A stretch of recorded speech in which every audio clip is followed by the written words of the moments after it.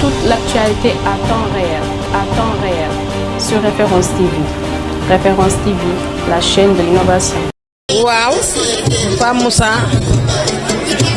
maa ngi lay nuyu di la sant di la gërëm di wax nag man sama tur Ewe Ndour la waaw. gis nañ la fii Guédiawaye lan moo war a sa teewaay fii.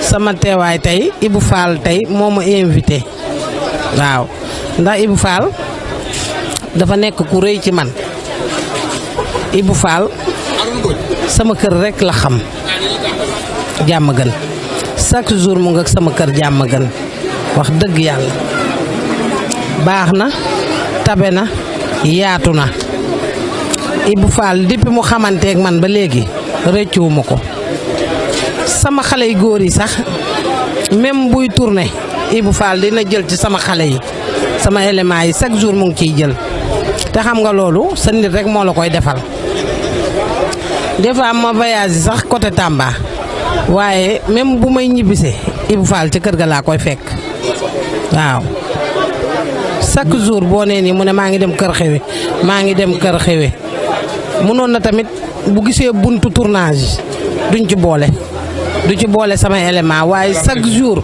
mu ngi ciy boole sama élément. te lan nga ñuy wax si waa sant yàlla yi def spectacle bii nii dund maam Cheikh Ibra Fall. waaw waa sant yàlla moom wax dëgg yàlla ñu ngi liggéey lu am solo. waaw loo xamante ne Sénégal yëpp àdduna yëpp mën nañ ko seetaan. ndax man wax dëgg yàlla dama leen di bëgge saa su ne. parce que ñu baax lañu waaw. fan yi passé koor gi def nga kooru xewe mu jàll yàlla def na succès bu am solo. léegi nag yaa ngi waaj tabaski bi.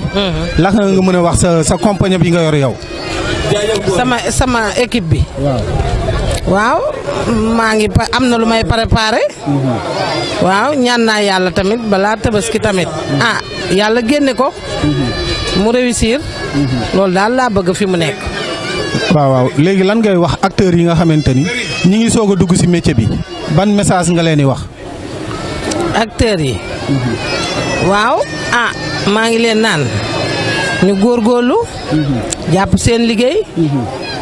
xam fi ñuy teg seen tànk. parce que aar yombul. waaw ndax ñun dañ ciy dégg lu nekk. loo xamante ne du neex te du doon sunu jikko.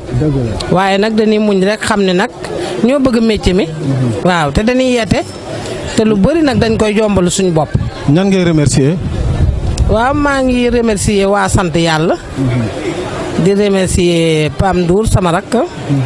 di la remercier Pape Moussa. ndax yow tamit ku baax nga macha allah yal na yàlla dëgëral taxawaay bi. di remercier Ibou Fall. waaw gis nañ taxawaay bi gis nañ tolluwaay bi.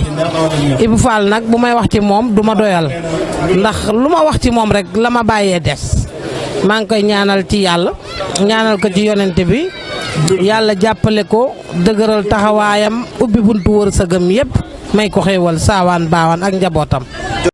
Toute l'actualité à temps réel, sur Référence TV.